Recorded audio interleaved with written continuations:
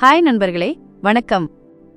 நம்ம எல்லாரும் வாழ்க்கையில ஒரு முறையாவது நினைச்சு பார்த்திருப்போம், நான் எல்லோருக்கும் நல்லதையே நினைக்கிறேன், ஆனா எனக்கு மட்டும் ஏன் நல்லது நடக்க மாட்டேங்குது, நான் ஏமாளியா இருக்கிறேனோ. சிலர் நம்ம கிட்ட அன்பா பழகுவாங்க, உதவியா இருப்பாங்க, ஆனா திடீர்னு நம்மளை ஏமாத்திட்டு போயிடுவாங்க. அந்த மாதிரி நேரங்கள்ல மனசு நொறுங்கி போய் அன்பா இருக்கிறதே தப்பான்னு தோணும்.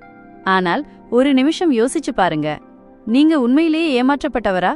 இல்லைங்க, அங்கே ஏமாற்றப்பட்டவங்க நீங்க இல்ல, உங்களுக்கு துரோகம் செஞ்சவங்க தான். அன்பு ஒரு முதலீடு, அது வியாபாரம் இல்லை. நம்ம அன்பை கொடுக்கும்போது அது ஒரு லாப நஷ்ட கணக்கு கிடையாது. நான் இவங்களுக்கு இந்த உதவியை செஞ்சிருக்கேன், அதனால அவங்க எனக்கு இதை திரும்பச் செய்வாங்கன்னு எதிர்பார்க்கிறது தான் தப்பு. அன்பு ஒரு வியாபாரம் இல்லை, அது ஒரு விதை. நீங்க அதை நிலத்தில் விதைக்கிறீங்க. அந்த விதை எப்படி யார் மூலமா மரமாகி உங்களுக்கு பழங்களை கொடுக்கும்னு சொல்ல முடியாது. நீங்க ஒருத்தருக்கு உதவி செஞ்சிருக்கீங்க, ஆனா அவங்க உங்களை ஏமாத்திட்டாங்க.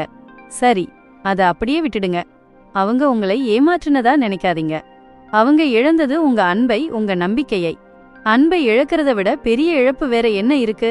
ஒரு நல்ல உள்ளத்தை, நல்ல உறவை அவங்க தான் தொலைச்சிருக்காங்க. அதனால் உண்மையான ஏமாளிகள் அவங்கதான். பிரபஞ்சம் ஒரு பெரிய கண்ணாடி. நம்ம பிரபஞ்சம் ஒரு பெரிய கண்ணாடி மாதிரி. நீங்க என்ன கொடுக்கறீங்களோ அதுவே உங்களுக்கு திரும்ப வரும்.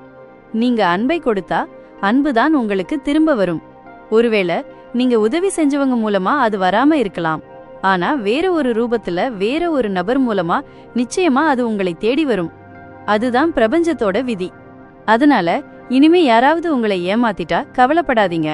அவங்க இழந்தது என்னன்னு அவங்களுக்கு தெரியாது. ஆனா நீங்க கொடுத்த அன்பு, உங்க நல்லது நினைக்கிற குணம், அது எங்கும் வீணாகாது. உங்க நல்ல குணம்தான் உங்க பலம். எப்போதும் அன்பா இருப்போம், நல்லது செய்வோம். அந்த நல்ல விஷயங்கள் ஒரு நாள் நம்ம கிட்ட திரும்ப வரும். ஏன்னா அன்பை கொடுத்து யாரும் ஏமாறுவதில்லை. அன்பை வாங்கிக் கொண்டு அதை மதிக்காமல் போனவர்கள்தான் ஏமாறுகிறார்கள். அன்பை கொடுப்பதை ஒருபோதும் நிறுத்தாதீங்க நண்பர்களே. மீண்டும் ஒரு நல்ல பதிவில் சந்திப்போம்.